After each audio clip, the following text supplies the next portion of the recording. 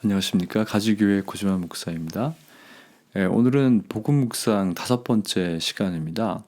오늘 함께 나눌 복음의 주제는 하나님의 의가 되시는 그리스도를 통해 우리가 의롭게 되었다라는 내용입니다. 먼저 본문 말씀을 제가 읽어드리겠습니다. 로마서 3장 26절 말씀입니다. 곧 이때에 자기의 의로우심을 나타내사 자기도 의로우시며 또한 예수를 믿는 자를 의롭다 하려 하심이라. 아멘.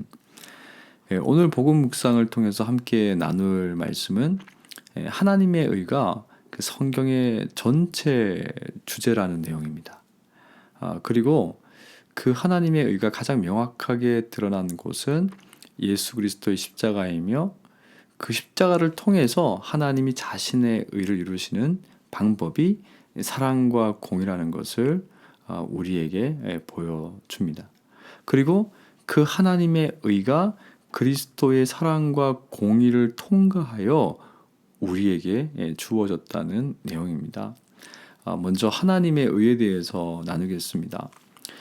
그 의라는 단어는 옳다라는 의미를 가지고 있습니다. 그래서 이 하나님이 의로우신 분이라는 것은 하나님이 행하시는 모든 일은 옳고 바르다는 것입니다. 우리가 하나님에 대한 인식론에 있어서 하나님이 행하시는 모든 일은 항상 옳고 바르다라는 정의는 굉장히 중요합니다. 이 명제가 중요한 이유는 성경 66권은 삼위 하나님께서 인간을 구원하시기 위해서 자신의 의로운 성품을 어떻게 나타내셨는가를 보여주기 때문입니다. 그리고 하나님의 의는 하나님이 창조하신 창조 세계를 존속시키는 근간이 됩니다. 많은 무신론 철학자들조차도 그 서구 사회의 문명은 신의 존재와 그 신이 완전한 의로움을 가지고 있다는 믿음에 기대어 있다고 말했습니다. 그래서 서구 문명에서 신의 존재는 사람들이 상상으로 그려낸 모양만 있는 것이 아닙니다. 그 신은 절대적으로 옳아야 한다는 명제가 반드시 필요합니다. 그리고 신은 절대적으로 옳다는 기준 위에서 그 위에다가 서구 사회는 이상적이고 올바른 문명을 만들 수 있었다는 것이 이 무신론 철학자들의 이야기입니다. 우리가 그 서구 문명이나 무신론 철학자들의 말을 빌리지 않더라도 이 하나님의 의는 성경 전체에 뿌리를 내리고 있습니다. 그리고 성경의 이야기들은 하나님의 의로우심을 증명하고 있는 것을 볼 수 있습니다. 그래서 하나님이 의로우시다라는 명제가 성경의 어느 한 부분에서라도 오류가 있으면은 성경의 모든 주제들이 휘청거립니다. 연쇄적으로 문제가 생기는 것입니다. 그래서 우리가 성경을 읽을 때 하나님은 의로우시다라는 명제를 중심에 두고서 성경을 해석해 보면은 성경의 모든 내용이 명확하고 뚜렷해지는 것을 보게 됩니다. 그 이유는 이 모든 성경의 내용의 출발이 하나님의 의에서 시작되기 때문입니다. 그래서 우리가 성경을 읽을 때나 우리의 삶에서 하나님을 향한 믿음을 가질 때 절대적으로 중요한 명제는 하나님은 항상 의로운 분이라는 것입니다. 그것을 우리가 항상 기억하는 것이 중요합니다. 우리가 이 진리의 틀을 가지고 하나님을 바라보게 되면 우리의 삶 위에는 완전한 하나님의 사랑과 공의로 가득하다는 것을 깨닫게 되는 것입니다. 그래서 이 두 번째로 나눌 내용은 이 하나님의 의로우심을 가장 명확하게 설명해 주는 것이 바로 예수 그리스도의 십자가라는 사실입니다. 예수님께서 그 십자가에 행하신 것은 이 하나님의 의로우심을 보여주셨습니다. 그리고 하나님의 의는 그리스도를 통한 사랑과 공의로 증명되었습니다. 우리가 십자가를 수학적 계산으로 해석하는 것이 우스운 일이 될 수 있지만요.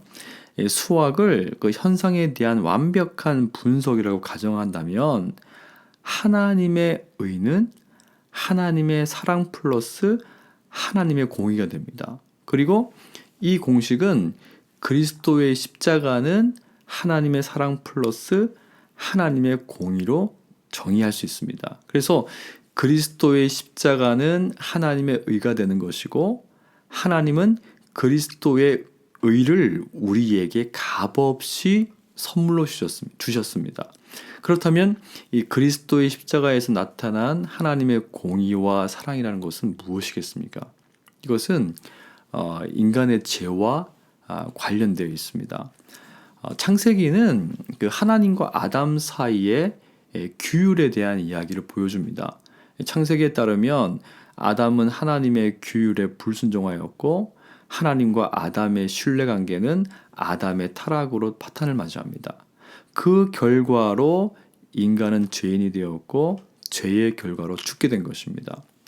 하지만 하나님은 자신의 형상과 모양으로 창조하고 연합하기를 원하셨던 인간을 그들의 죄로 인한 영원한 분리와 죽음의 형벌로 내려가도록 버리지 않으셨습니다. 이 결정은 온전히 하나님의 사랑의 성품에서 시작되었습니다. 문제는 아무리 하나님의 사랑에서 시작된 결정이라 할지라도 하나님의 공의가 이 사랑에 브레이크를 걸게 됩니다. 왜냐하면 이 하나님의 완전한 공의는 인간의 죄의 문제를 방치할 수 없기 때문입니다. 그렇다면 의의 하나님이 이 문제를 해결하기 위해서 행하신 일이 무엇입니까? 바로 자신의 사랑과 공의를 완전하게 충족할 수 있는 계획을 세우신 것입니다. 그리고 그 계획의 중심에는 독생하신 아들이 있습니다.